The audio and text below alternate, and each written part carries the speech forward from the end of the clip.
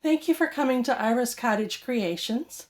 I am proud to be able to introduce a wide range of paper dolls and this first kit project and pattern project of the Playtime Pals girls. These are little girls based on some of the memories I have of childhood with my hair flying around as I chased butterflies or jumped rope. And I just wanted them to be kind of a fun little project.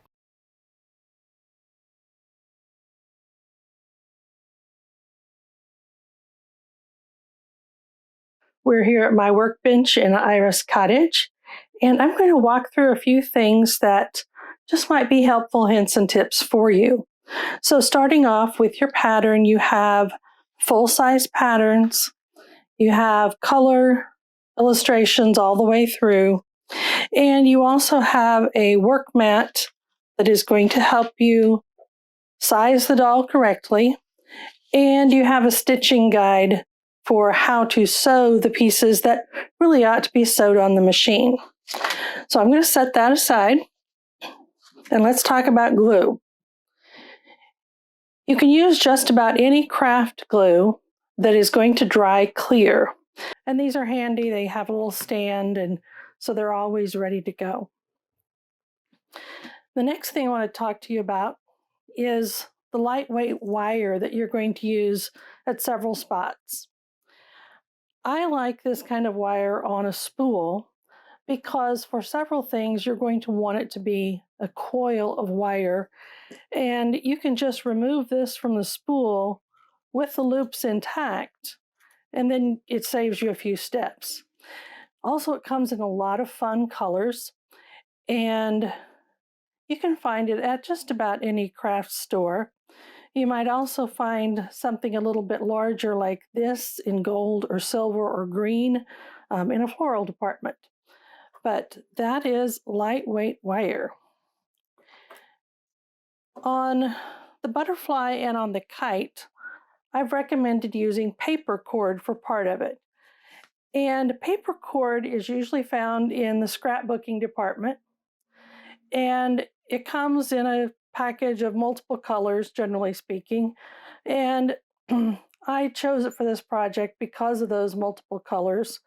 And I could make things gold or look like wood, whatever I chose to do. It's not essential. If you don't have paper cord and you don't want to go hunting for it, use your lightweight wire anytime it says use paper cord. You can substitute your wire. If you are going to be using yarn for the hair, there are a lot of different possibilities of things you might use. This is what is called a bouquet yarn. It has a thread wrapped around it, and it results in these little bumps that when you take that thread off, it makes these nice wavy things.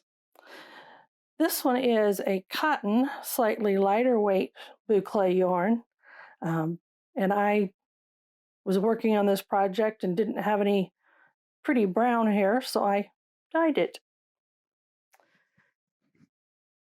Another thing that you'll be looking for are chenille stems. You'll find this size and you'll find these big fat ones. You don't need the big fat ones. Just go with this size, about 12 inches long. And unless you're working with a really light colored velour, it doesn't really matter what color your chenille stems are.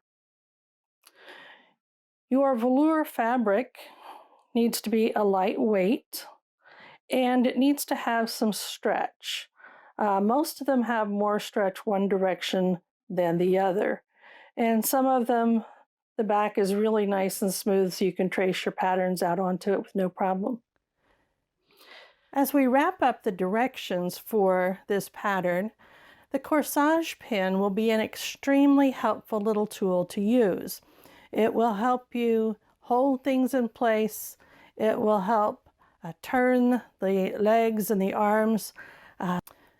It's always handy to have a picking device around, and a corsage pin is perfect for this project. So I hope that whichever choice you make of which doll to make, I hope that you will thoroughly enjoy making it.